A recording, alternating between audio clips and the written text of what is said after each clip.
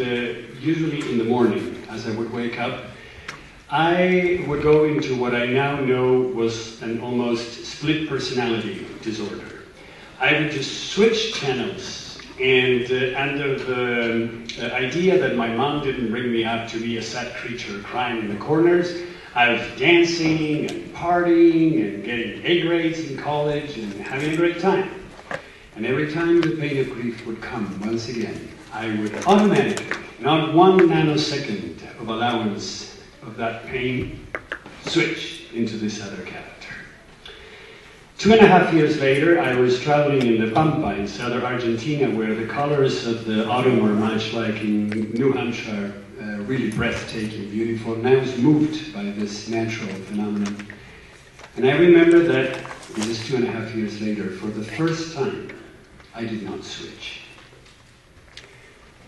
By then, I also discovered that one of my ribs had created in the place where it meets the sternum a calcification.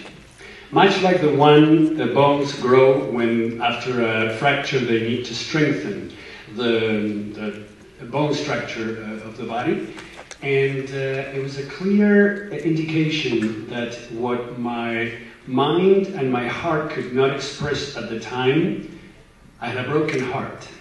My body expressed with pristine clarity. A few years later, and once I was already a psychotherapist, and had learned that until, let's say, recent years, grief was supposed to be a mental or an emotional issue, I had the opportunity of meeting Lynn Prashant, who's an outstanding therapist of the San Francisco Bay Area, who created an integrative approach to grief therapy and counseling called the degriefing process. It's an oxymoron. It's impossible to degrief, but she's a very funny character, and that's why she named her technique that way. And we met in South America, and she told me, Yoga, would you design a routine to address grief? And I'm going to share with you something that I hid for years. I didn't share it for years because at that point I just grabbed a piece of paper and shot down 8 techniques and gave it to her. And I didn't share that because, you know, being a psychotherapist, I wanted to come across as somebody who had studied a lot and knew who he was talking about. And the truth is that I had no idea. And the truth is that I had all the idea I needed to have because I had the experience and because yoga had happened in me. Today, almost 25 years after that, I can say that I had only added 1 technique to that original sadhana, to that original practice or group of techniques or practices to address the physical, mental, and spiritual symptoms of grief. As a society, we are used to thinking that grief is what happens when people die, is what we feel when people die. And the truth is that grief is a normal reaction to loss. All loss. We grieve the loss of youth. We grieve the loss of a house to foreclosure. We grieve the loss of innocence when abuse happens. We even lose the discontinuation of our favorite brand of sneakers. The condition for us to grieve a loss is that we must be attached to that which we have lost. There are thousands of cats dying in this moment. We're not grieving. But if we've been here all morning and there was this little cat going up and down and we loved it and it reminded us of our childhood and that cat died in front of our eyes, we might grieve. So the precondition for grief is attachment. Now, attachment means something very different for the West and for the East.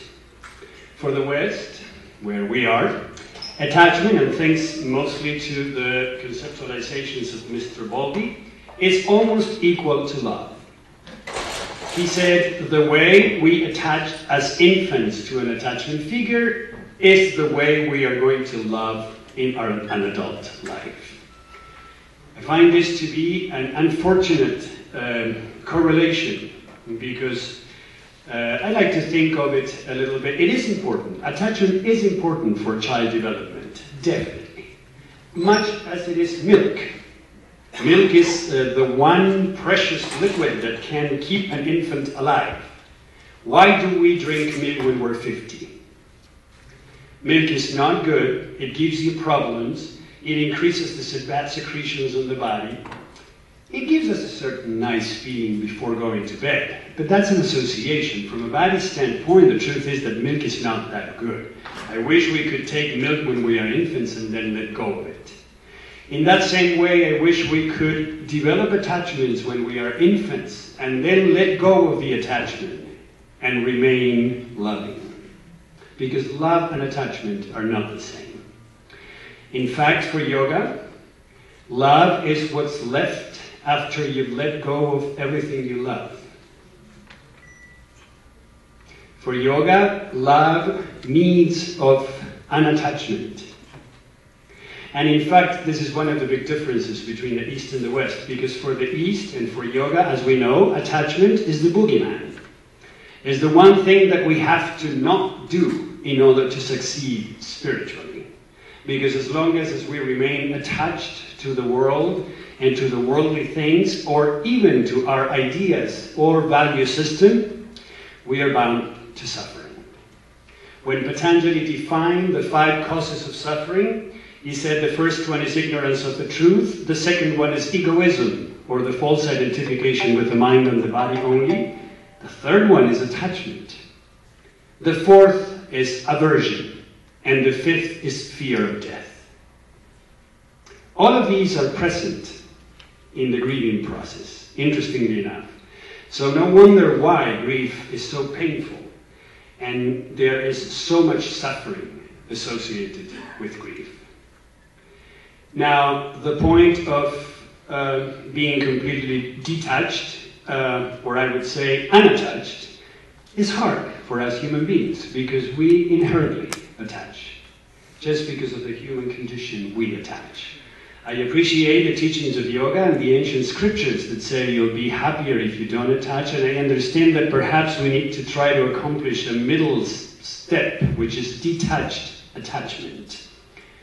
Or the ability to still attach and generate that strong emotional bond, but knowing that what we are attached to is going to disappear. Everything is going to disappear, including us. In recent years, and mainly the science of psycho-neuro-immunology, the science that studies the relationship between the nervous system, the immune system, and the endocrine system, had discovered that grief is a normal reaction, not a condition, therefore no healing is needed, yet some assistance can be used, because it's a very hard process, hard to go through. And this science knows now that there are 2 main structures that are involved in the grieving process, and deep in the brain is the limbic system, or the system within the brain, the group of structures nested in the center of the brain that deals with emotions. And the other very important part or system in us human beings involved in grief is the endocrine system. When we analyze some of the symptoms of grief, and I don't need to tell you about the emotional symptoms of grief, because most of us know what sadness looks like, or irritability, or lack of motivation, or you name it. But perhaps what's interesting to know is that there are some specific physical symptoms of grief that has to do with the alteration of the circadian rhythms, the rhythms that connect us with the rest of the universe. For example, the sleeping cycle. One of the cycles that gets completely disrupted when grieving, either in the sense of oversleeping or insomnia. The eating cycle. And the eating patterns also get altered, and it could be overeating or anorexia, no eating.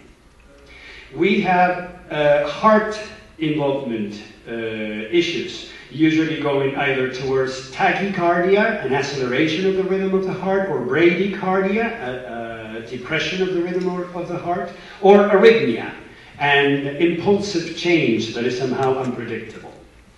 We also have breathing pattern issues.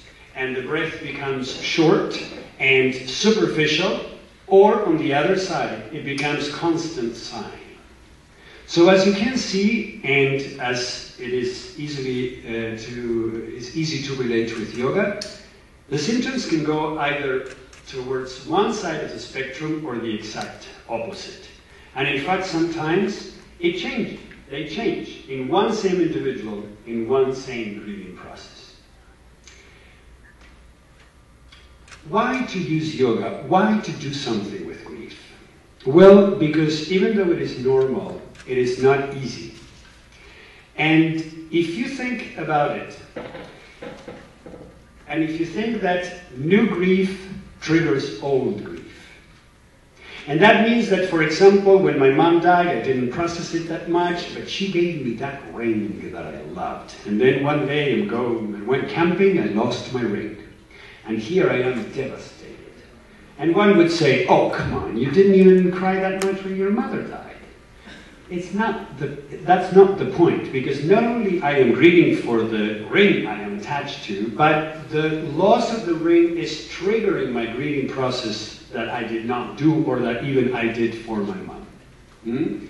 So, when you think that we grieve not just death, but all the losses of the things we are attached to, and that new grief triggers old grief, and that other people's grief triggers our own grief, and this is why it is perhaps so hard to speak about grief. No one wants to hear you. No one wants to talk about it. People don't know what to do with grief. So, what can we do with it? Well, that's what I designed this routine, this practice for. Because we identify ourselves through our attachments. So, for example, I grew up in Uruguay. I don't know anything about baseball, but when the Giants won, I was so proud. I won. I've never even gone to a baseball game. But yet, because the team is San Francisco, and I love San Francisco, and I've been living there so many times, I have a sense of attachment, and it identifies me. When we lose the things we are attached to, we lose part of ourselves. We lose part of who we are.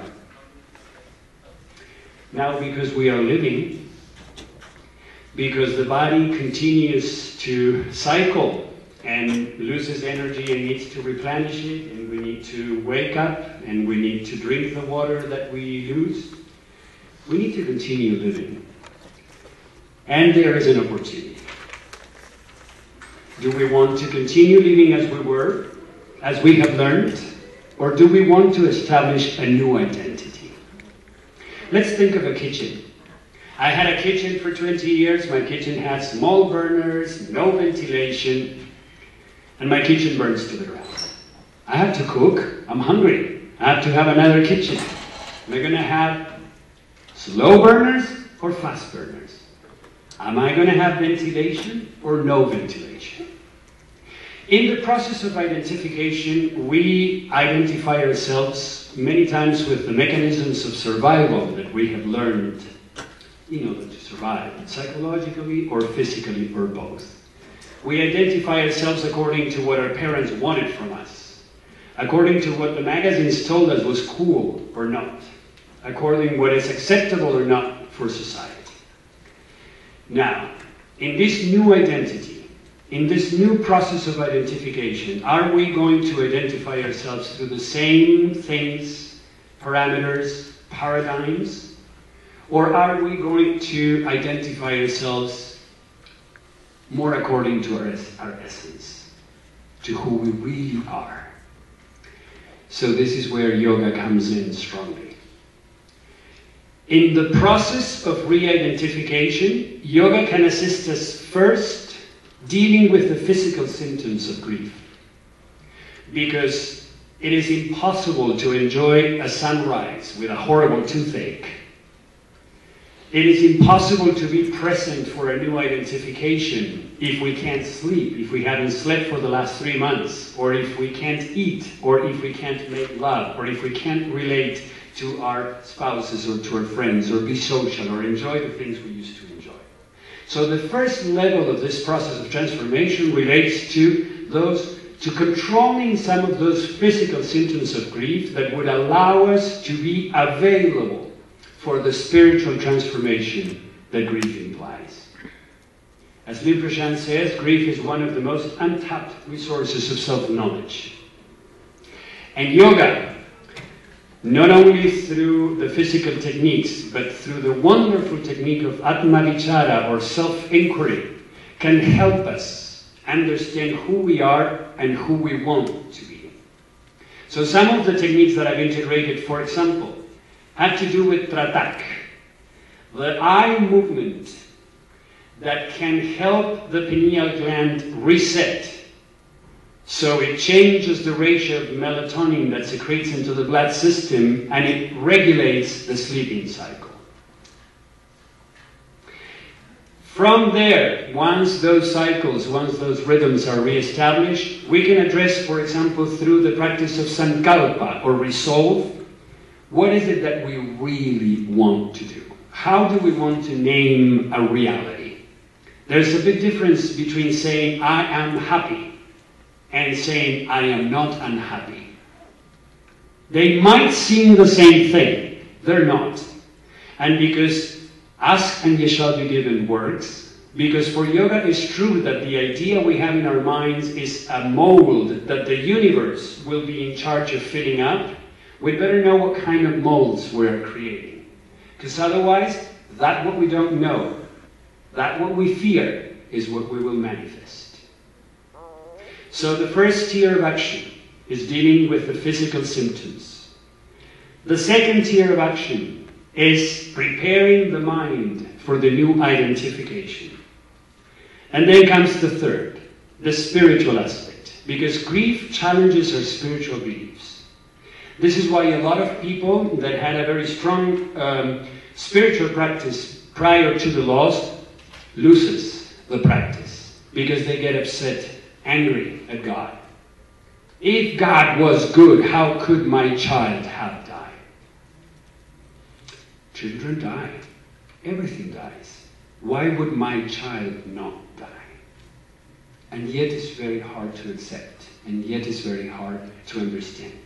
On the opposite side, some people who had never been close to spirituality before start their spiritual process at the time of grief, because they understand, they relate to this essential laws of the universe, the sats, the divine truths that yoga is based on, that, for example, say everything starts, develops, and ends, including my child. How long is development is up to my opinion. It might not be up to God's plan, and I might still accept it. Once we are able to control our body, or to bring our bodies to a certain level of control, once we are able to reset our minds towards the new identification, we are ready to embrace the possibility, the spiritual possibility that grief brings about. This is not a simple process, and as it's been said many times in this very same stage, it requires practice. Because along with non-attachment, the other essential issue of yoga, the other essential condition or precondition of yoga for spiritual success is practice.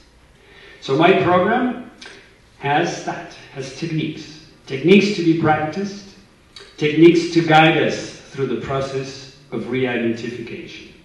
So hopefully, thanks to a devastating loss, or thanks to a number of devastating losses, we are able to re-identify ourselves, to recreate who we are, and this time, closer to our essence, in accordance to our divine essence, which is, in fact, the only one that matters. And for some reason, we have forgotten. As my master Maharaji, my spiritual master Maharaji says, that what we are looking for, we already have. He says it in a funny way. He says, the fish is thirsty in the water. And that's what we are, thirsty fishes in the water. Of course, you say this to a fish, and the fish is going to say, what water? And that's us. What joy, what abundance, what spirituality. We are surrounded by it. And grief implies an opportunity to tap into it and to tap into what we need to do in life in order to address that spirit, that essence. I'd like to answer a question if you have one.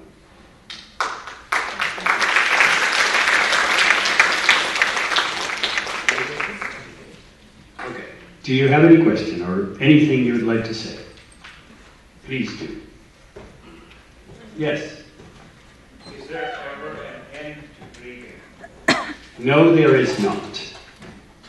And in fact, many theoreticians know that despite the fact that each one of us grieve in a particular way, and there's no right way of grieving, because grieving is universal, it goes through certain stages. I like the concept of William Wharton, a man that came up with tasks of mourning rather than stages. Stages are linear and stale. He calls them tasks.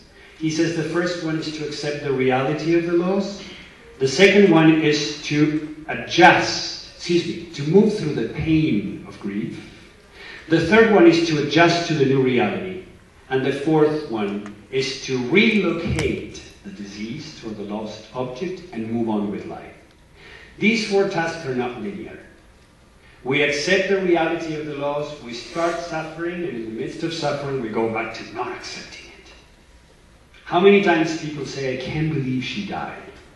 How many times 1 year after the death of a beloved, we are still hoping that they will pick up the phone or send us an email? We intellectually know they won't, emotionally we still hope. Even then we adjust, but something happened and we lose our house to foreclosure and we're back not accepting that our spouse died.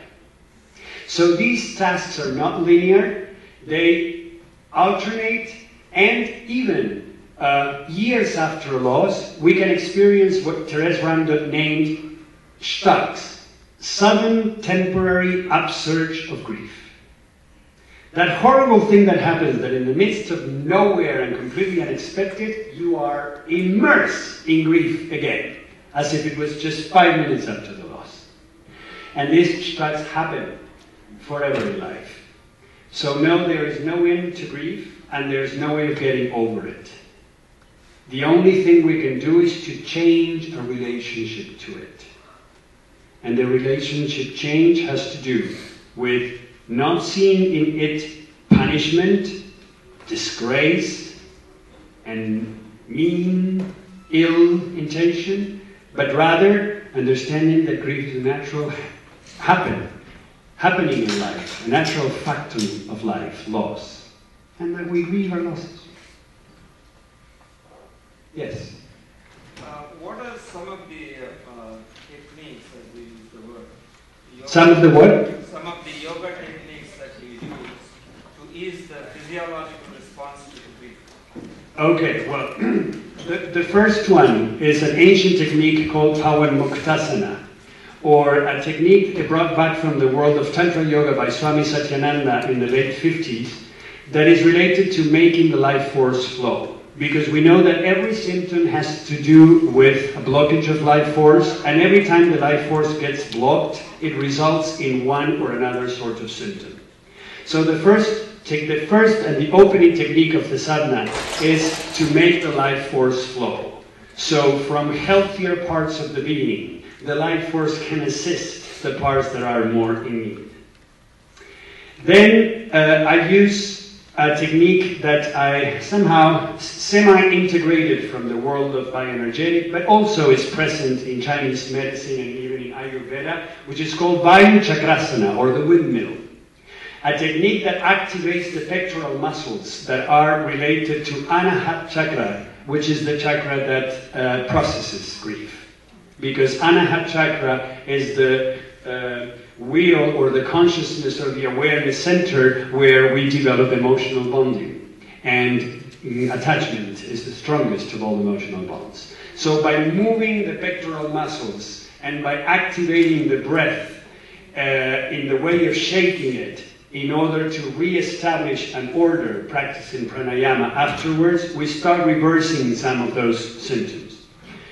The practice of pranayama, and basically through alternative nostril breathing, but before Mahayoga pranayama or complete breathing, are two of the pranayamas included in the sadhana. The reason to do that is because in order to understand the fullness of the breathing process, we need to understand the fullness of the breath and the fullness of life. So by activating the belly, the ribs, and the chest, by getting in touch with the gut feelings, with the safety net, so we can elaborate those gut feelings into emotions, we need to match that process, we need to mirror that process with an appropriate breath form or pattern, which Mahayoga pranayama brings. Then alternative nostril breathing brings us the possibility of visiting the opposites. Visiting the opposites, the right and the left, activating the sympathetic and the parasympathetic nervous system and bringing balance to them. Because one of the problems is that the parasympathetic becomes somehow blocked, and our relaxation response is almost impossible. And this manifests in the classical irritability of grieving individuals, but also in the negative anticipatory thinking, which is a very common trait, where grieving individuals cannot anticipate anything good happening to them. No one's going to love me like that. I'll never be able to run again. No house is going to feel so comfortable. It's not true. We might live in an even better house in a few years. But in the moment of grief, and in the moment of acute grief, we can't see that. We can't believe in that. I can't see that. What is it? Okay, that's pretty clear. So, I am very thankful to all of you for having heard this presentation, and of course I am available to speak more about that. And in fact, because I am in front of the research community, I would love to put it up there that I would love to research these techniques. Because even though I know, much as the sadhus knew forever that these things work, I understand the value of proving the validity of it. So please contact me if you're interested in this research, and thank you very much.